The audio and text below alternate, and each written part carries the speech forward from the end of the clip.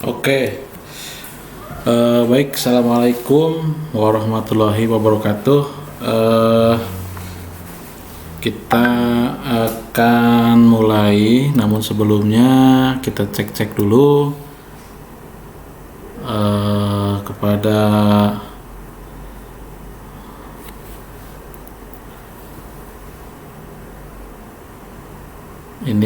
teman-teman yang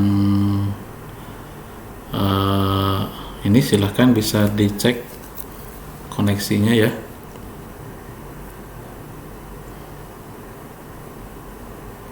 Halo,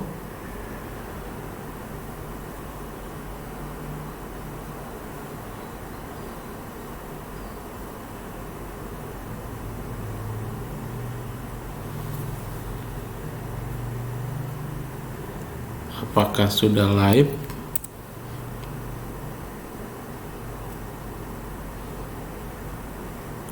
Oke, sebetulnya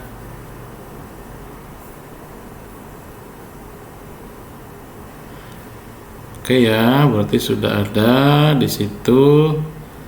Silakan tulis NIM dan namanya serta kelas. Mohon maaf, sementara kita pakai OBS, jadi nggak perlu pakai Zoom dulu.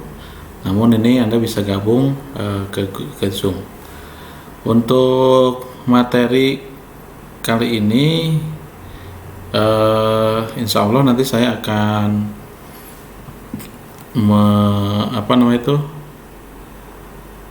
menulis atau menjelaskan tentang bagaimana membuat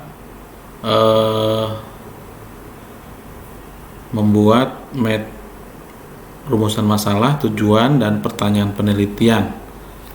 Nah, sekarang kita cek dulu apakah suara saya terdengar dengan jelas.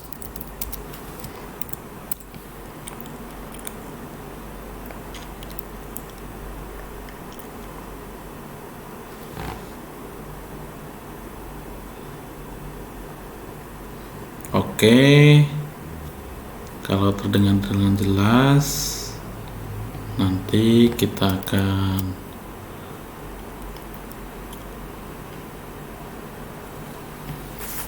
ya, sudah mulai bermunculan ya.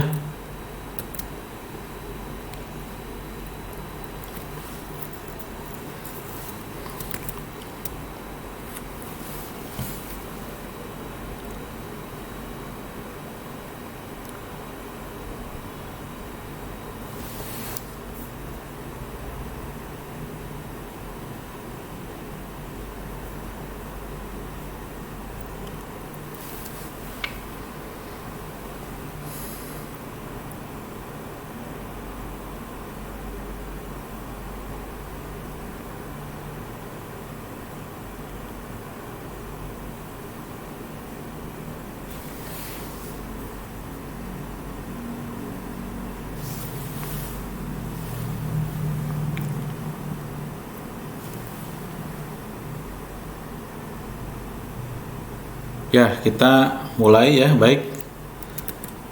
Assalamualaikum warahmatullahi wabarakatuh. Kita mulai dengan tema kali ini, yaitu bagaimana membuat rumusan masalah, tujuan, dan pertanyaan penelitian. Dan teman-teman mahasiswa, ini adalah sangat penting bagi kita semua dalam rangka bagaimana memantapkan tulisan kita. Nah, walaupun sebetulnya setelah ini nanti ada, yaitu tentang bagaimana menulis batasan masalahnya seperti apa. Kemudian nanti setelah batasan masalah nanti ada yang namanya pembuatan teknik pengumpulan data dan seterusnya. Kita mulai dari sini dulu. Dalam membuat rumusan masalah, tujuan dan pertanyaan penelitian, hal-hal yang harus diperhatikan, ini definisi dulu. Jadi di dalam rumusan masalah ini adalah merupakan langkah pertama dan terpenting dalam proses penelitian. Nah, rumusan masalah seperti identifikasi tujuan sebelum melakukan perjalanan Dengan tidak adanya tujuan, maka tidak mustahil untuk mengidentifikasi rute terpendek atau bahkan rute apapun. Jadi di dalam rumusan masalah itu nanti memang kita ada kaitannya dengan tujuan penelitian. Ada sebuah pepatah atau suatu paper yang harus diperhatikan bahwa jika seseorang ingin menyelesaikan suatu problem, maka secara umum ia harus tahu apa masalahnya. Jadi apa yang kita masalah itu harus tahu, dan masalah itu harus dikemukakan di latar belakang, ya, di latar belakang. Jadi harus jelas apa sih masalahnya, problemnya, ya. Saya sudah jelaskan di pertemuan sebelumnya. Nah, dapat dikatakan bahwa sebagian besar masalah terletak pada mengetahui apa yang coba dilakukan seseorang. Nah, oleh karena itu rumusan masalah itu adalah sebetulnya adalah bagaimana caranya merumuskan untuk menyelesaikan suatu problem atau masalah yang dijumpai. Kenapa sih memilih masalah penelitian itu? Nah, kita lihat yang harus kita perhatikan itu adalah bidang ketertarikan. Kemudian Anda tertarik nggak di dalam penelitian tersebut? Kemudian menguasai tidak? Kemudian seberapa besar masalah yang ada? Jangan sampai ada istilahnya permasalahan yang tidak bisa diselesaikan, ya. Jadi Anda harus juga mengukur kemampuan Anda sendiri, seperti apa kemampuan Anda dalam mengukur daripada penyelesaian masalah tersebut. Nah, oleh karena itu masalah itu harus terukur. Kemudian Anda expert nggak sih di bidang itu? Kemudian kesesuaiannya, ya. Jangan sampai kita orang informatika maka kita harus menyelesaikan masalah ekonomi. Kita orang informatika harus menyelesaikan orang sosial. Kita orang informatika harus menyelesaikan orang masalah-masalah misalnya politik. Itu karena kita adalah basicnya tidak di situ. Selanjutnya data. Nah, ini saya pernah kecewa dengan suatu penelitian ketika datanya itu tidak tersedia. Kemudian etika. Nah, etika juga harus etika itu adalah menyangkut plagiarisme, kemiripan dan seterusnya. Nah, ini langkah-langkah merumuskan masalah yaitu identifikasi subjek area, menyempitkan sub area, memilih apa yang menjadi ketertarikan, menentukan pertanyaan penelitian, merumuskan tujuan, menilai tujuan, dan kita harus cek kembali. Nah, contoh problem statement rumusan masalah itu adalah ditulis dengan kalimat pernyataan. Ditulis dengan kalimat pernyataan, ya, misalnya tidak optimalnya tingkat akurasi yang dihasilkan oleh algoritma dalam implementasi wajah gambar. Nah, di sini harusnya Anda cited. Jadi siapa yang menulis itu, menemukan dari mana, dari paper mana, ya. Kemudian masalah evaluasi kinerja dan memilih teknik pengklasifikasian terbaik. Kita lihat. Nah, kemudian kita lihat tujuan. Nah, kita ada pertanyaan kaitannya apa dengan rumusan masalah. Nah, tujuan adalah sasaran yang Anda tetapkan untuk dicapai dalam penelaahan. Kemudian tujuan ini menginformasikan pembaca apa yang ingin Anda capai melalui studi. Sangat penting untuk mengatakannya adalah apakah tujuannya itu secara khusus. Jadi yang disampaikan di sini Anda adalah tujuannya harus khusus, ya. Tujuan khusus itu apa? Ya, tertuju kepada fokus masalahnya, ya. Tujuan mengacu pada rumusan masalah yang telah ditetapkan. Jadi kalau Anda menetapkan ada 2 rumusan masalah, maka seperti ini, ya. Tujuannya ada 2. Tujuan yang baik itu ada khusus, spesifik, ya, terukur, kemudian dapat tercapai sesuai, dan ada batasan waktu. Jadi jangan sampai kita tidak, kapan ini dapat terakhirnya, targetnya kapan, itu tidak diselesaikan atau tidak ada batasan waktu. Nah, contoh tujuan penelitian, kalau ada masalahnya seperti ini, maka boleh tujuannya itu lebih dari 1. Misalnya tidak optimalnya tingkat akurasi yang dihasilkan oleh algoritma tertentu. Nah, Anda boleh memberikan tujuannya, bisa saja tujuannya 2. Saya dalam menetapkan tujuan untuk rumusan masalah yang pertama itu ada dua, misalnya untuk menyelidiki teknik yang digunakan dalam pengenalan dalam pengenalan wajah, untuk mengidentifikasi teknik deep learning yang sesuai untuk pengenalan wajah. Itu adalah tujuan yang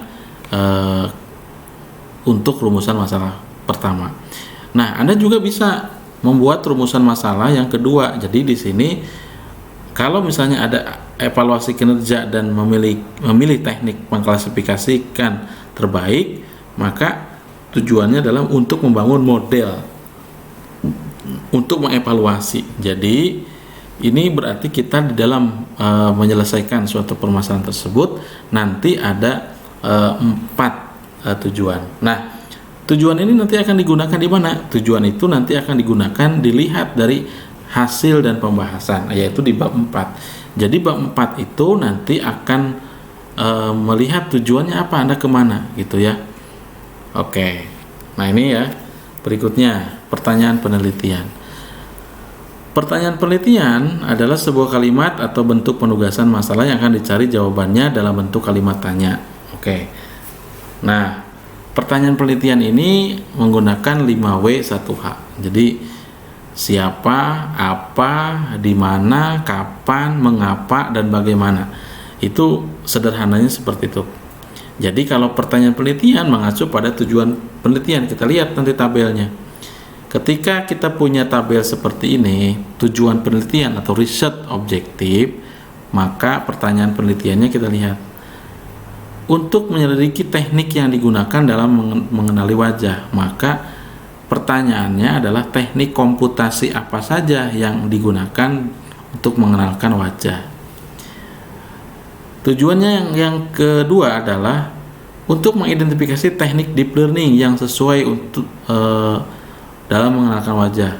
Tahapan apa saja yang akan dilakukan dalam identifikasi. Jadi di sini selaras dengan apabila pertanyaan penelitiannya ada 4, apabila tujuannya ada 4, maka pertanyaan penelitiannya adalah ada 4 ya. Jadi itu yang harus kita selaraskan.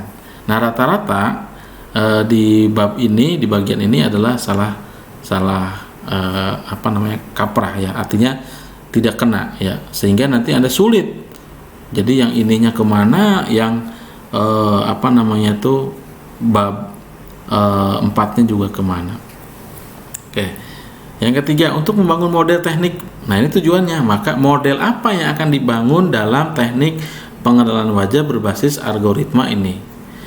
Untuk mengevaluasi model teknik, bagaimana cara mengevaluasinya ya. Jadi ini adalah kalimat-kalimat untuk pertanyaan penelitian. Nah, oleh karena itu di dalam tugasnya Anda harus membuat seperti ini ya. Jadi nanti Anda pada saat sebelum proposal itu harus clear dulu ini. Jadi judulnya apa ya, kemudian rumusan masalahnya apa, tujuan penelitiannya apa, pertanyaan penelitiannya apa. Mungkin di sini nanti ada kolom sebelumnya itu ada fokus masalah ya. Ada yang kelewat ini. Jadi fokus masalah, rumusan masalahnya apa, tujuan penelitiannya apa, pertanyaan penelitian apa. Nanti akan Anda gunakan MS Word sehingga nanti Anda bisa ini. Karena ini kalau tidak salah saya sudah upload ke e-learning. Jadi silakan nanti Anda bisa tugasnya ya. Nah, selanjutnya kita masuk kepada batasan permasalahan. Bagaimana cara membuat batasan masalah? Ya, cara membuat batasan masalah. Nah, kita cek lagi. Batasan masalah itu adalah ruang lingkup. Jadi kita mulai ya. Oke. Nah, ya. Oke, ini sudah masuk di OBS lagi barangkali. Yang tadi saya close ya. Kita masuk di batasan masalah. Oke. Ya, ini sudah. Nah, tolong perhatikan sekali lagi batasan masalah.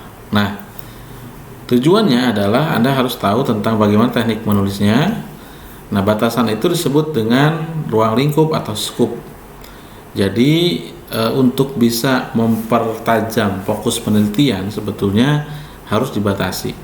Nah, definisinya adalah ruang lingkup masalah atau upaya membatasi ruang lingkup masalah yang terlalu luas atau lebar sehingga penelitian itu lebih bisa fokus untuk dilakukan.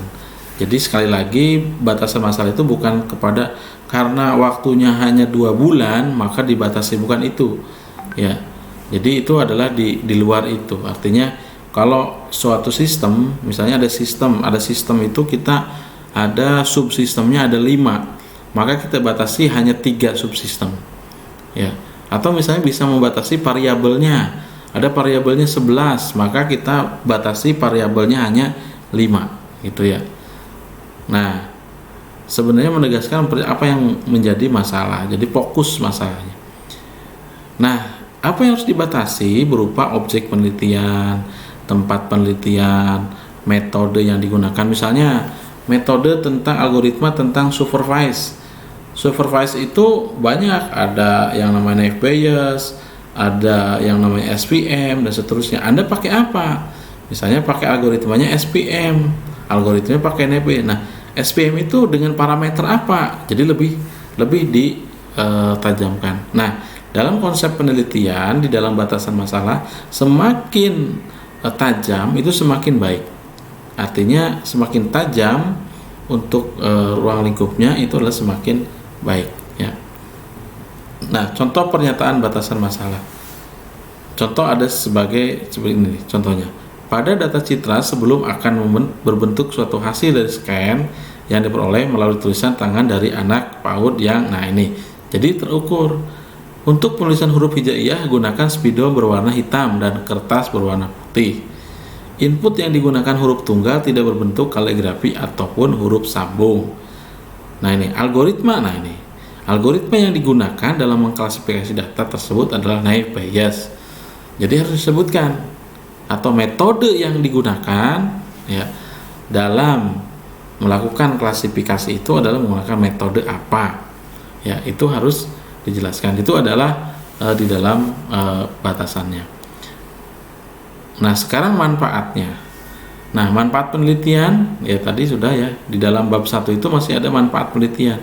Jadi manfaat penelitian itu adalah dampak dari pencapaian tujuan. Nah, manfaat atau kegunaan itu mempunyai 2 hal, yang bersifat pengembangan ilmu pengetahuan atau disebut secara teoritis dan membantu mengatasi pemecahan dan mencegah masalah yang ada pada objek yang terlihat secara praktis. Jadi bukan berarti di dalam manfaat penelitian itu adalah sebagai dasar untuk misalnya mengikuti sidang, bukan itu. Ya, jadi harus kita tetapkan bagaimana secara teoritisnya, bagaimana secara praktisnya. Nah, manfaat teoritisnya adalah ini, adalah manfaat dari aspek teoritis yang pengembangan ilmu. Kemudian harus dapat menambah khasanah ilmu teknologi informasi. Jadi di dalam keilmuan kita juga harus ada dampak, ya. Kemudian jangan menuliskan manfaat penelitian untuk kepentingan pribadi. Jadi tidak boleh. Ya, tidak boleh. Jadi ini adalah kita harus tegas, yaitu dengan manfaat secara teoritis maupun manfaat secara praktis. Nah, ini secara praktis. Manfaat penelitian dari aspek praktis atau aplikatif. Jadi apabila penelitian ini, tujuan ini sudah tercapai, maka dapat dilakukan aplikasi ini atau sistem ini dapat dimanfaatkan bagi departemen penjualan untuk melakukan apa-apa. Ya, jadi harus tegas kepada bentuk aplikatifnya. Nah, ini contohnya, ya. Manfaat teoritis. Hasil dari penelitian ini adalah menjadi landasan dalam pengembangan media pembelajaran dan atau penerapan media pembelajaran secara lebih lanjut. Nah, manfaat praktisnya ini meningkatkan hasil, menerapkan media papan bagi siswa, bagi guru, bagi sekolah. Nah, itu harus Anda coba, atau misalnya langsung di sini satu kalimat atau satu paragraf ya dibuatnya. Oke, semangat belajar. Oke, mungkin itu yang ingin kita sampaikan. Silahkan jika ada yang bertanya, dan untuk materi selanjutnya saya ada berarti 2 modul lagi nih. Ya, 2-3 modul lagi saya upload di internet, dan saya rencananya kalau besok Anda masih ada waktu, silahkan nanti besok juga sebetulnya saya akan ada yang namanya pemadatan ya, karena kenapa kadang-kadang di dalam e-learning juga Anda mungkin harus bertanya dan seterusnya, atau kurang penjelasan ya, mungkin paling tidak saya ada live streaming, kemudian Anda bisa juga lihat di channel saya. Silakan kalau ada yang ditanyakan, monggo sebelum kita tutup pada pertemuan ini. Dan minggu depan Anda sudah ujian ya, namun ujian itu adalah pilihan ganda. Saya sudah siapkan ya untuk ujiannya, dan kemudian Anda juga harus mempersiapkan diri. Jadi materi-materi yang disampaikan itu adalah bahan-bahan ujiannya. Kemudian yang terpenting lagi, setelah Anda ujian akhir semester, silahkan nanti Anda harus mempersiapkan diri untuk menyusun proposal tugas akhir. Nah, nanti informasi lebih lanjut akan ada dari pihak dari Bu Gita ya, sebagai Kaprodi untuk Teknik Informatika. Intinya saya siap untuk konsultasi. Kemudian judul-judul yang sudah Anda masukkan pun itu nanti saya akan pelajari, akan dijadikan sebagai bahan pertimbangan apakah judul tersebut layak atau tidak untuk masuk kepada proposal. Itu saja, terima kasih atas perhatiannya. Billahi taufik wal hidayah. Wassalamualaikum warahmatullahi wabarakatuh.